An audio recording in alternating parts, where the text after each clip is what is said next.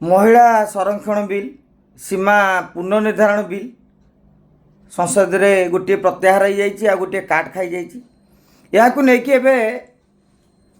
पल्ली दिल्ली जाए राजनीति जोर धर बीजेपी देखा चेष्टा कर किभली विरोधी महिला विरोधी एवं बीजेपी को मध्य काउंटर अटैक करेंगे विरोधी महिला संरक्षण बिल भल महिला मानक संरक्षण देवा दरकार एवं शासन व्यवस्था को आहरी विकेन्द्रीकरण करने लोकसभा विधानसभा आसन संख्या बढ़िया भी दरकार कहीं 2 लक्ष 2.5 लक्ष लोकों कथा जड़े विधायक बुझा आजिकल संभवपर होनी टी छोट छोट हो आहरी भल हम किंतु प्रश्नटी होची टाइमिंग क्रिकेट खेल रे ठीक टाइम रे ठीक शॉटटा न मारिले छक्का की चौका हुए आउट होबार संभावना हुए। भारतीय जनता पार्टी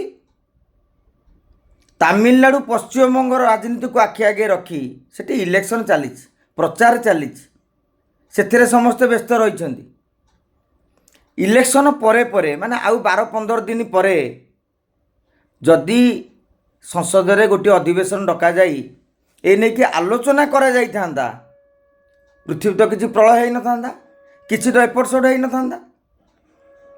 साधारण गोटे धारणा है जे पश्चिमबंग तमिलनाडु इलेक्शन अच्छी जोटा इम्पोर्टाट भारतीय जनता पार्टी से गोटे महिला संरक्षण बिलटा जदि पास हो जाता ताकू नहीं राजनीति भल कर तेणु बेले बेले इंटेंशन टाकू लोक मैंने गुरुत्व दियंती समस्ते बोका केवल गोटे गोष्ठी सियाणिया सेमिति भाविले केमती हम भारतीय जनता पार्टी जिते नैरेटिव करू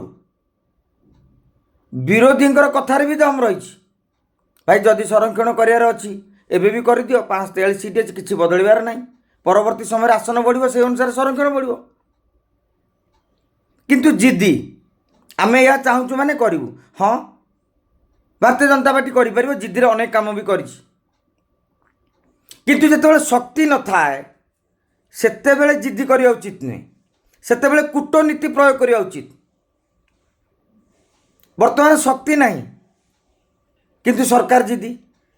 आज्ञा विरोधी भी राजनीति कर भारतीय जनता पार्टी जिद्दी आगे समस्त को मुंड नुहे मोदी शाहर जिद आगे दलर नेता मुख्यमंत्री मंत्री केन्द्रमंत्री सांसद कि विधायक एमाने मुंड नुहाइबे किंतु विरोधी कहीं मुंड नुहाइबे राजनीतिक रुटी सेकिबा आज्ञा चलो किंतु कथाटा होची एथुरु भारतीय जनता पार्टी हो बा मोदी हूँ बेसी माइलेज नहीं पारिबे नहीं कहीं ना 2टी राज्यर निर्वाचन को आखि आगे रखिकी एभली एक रणनीति करा जाइथिला बोली सारा भारत में खबर प्रसारित हो सारी।